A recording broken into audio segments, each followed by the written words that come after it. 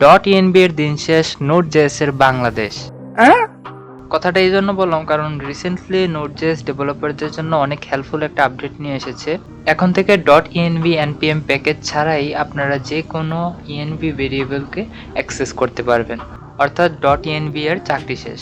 এতদিন তো দেখলাম ডেভেলপারদের চাকরি যেতে, আবার দেখি প্যাকেজেরই চাকরি নেই।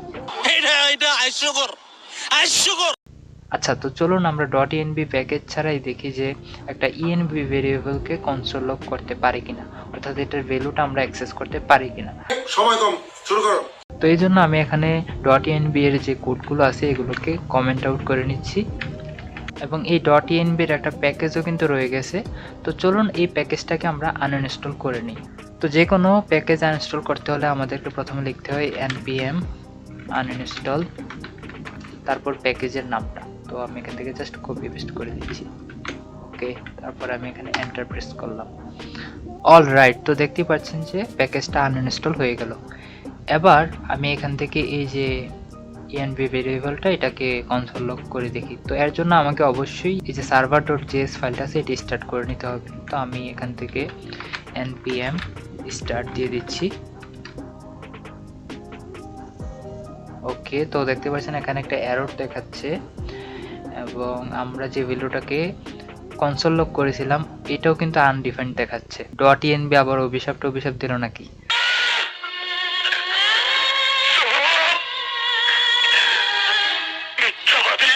আচ্ছা, যাই হোক, আমাদের কিন্তু Node.js আছে, Node.js আমাদের জন্য দোয়া করে দিছে।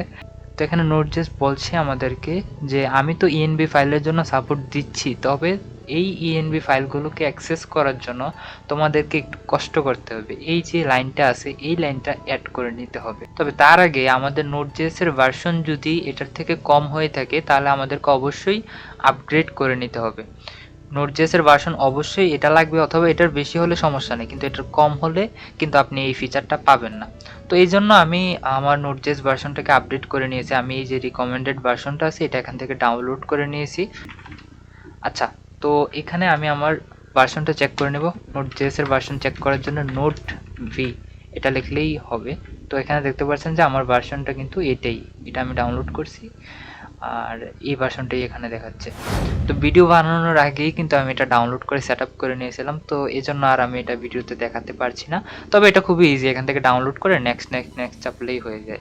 আশা করি আপনারা এটা অবশ্যই পারবেন। বাই দ্য ওয়ে, আপনাদেরকে আমি এই দুইটার লিঙ্কই দিয়ে দেবো আমার ভিডিও ডেসক্রিপশনে। তো Node.js এর ভার্সনটা ঠিক করে নেওয়ার পর আমাদেরকে এখান থেকে এই যে এতটুকু অংশ কপি করে নিতে হবে, --env-file, তারপরে এখানে এতটুকু পর্যন্ত, ঠিক আছে? এটাকে কপি করে নেবেন। তারপর আমরা চলে যাব আমাদের package.json এ, এবং এইখানে এসে আমাদেরকে এটা পেস্ট করে দিতে হবে Ctrl+V এর মাধ্যমে।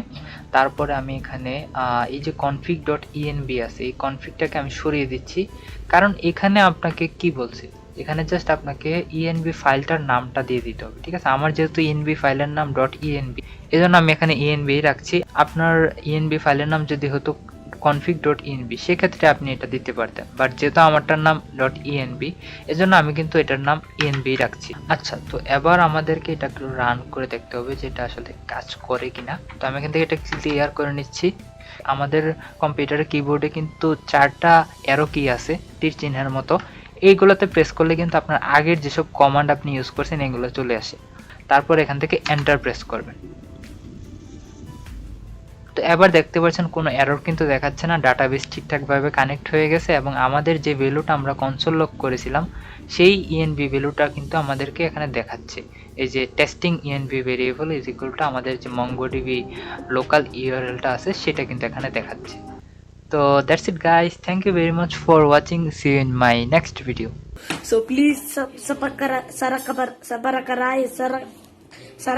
whatever.